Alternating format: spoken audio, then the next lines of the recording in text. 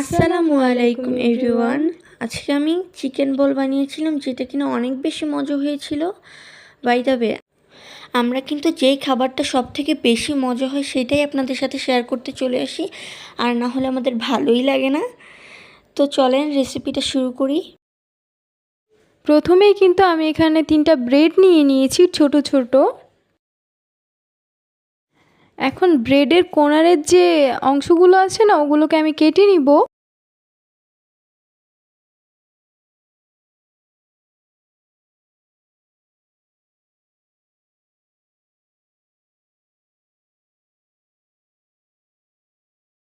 এখন আমি এখানে 1 পিস সিনার মাংস নিয়ে নিব, মুরগির মাংস। আমি এখন ছোট ছোট করে পিস পিস আমরাও করে কিন্তু কেটে ছোট নিব। লেগে আমরা ছোট ছোট করেই কাটবো।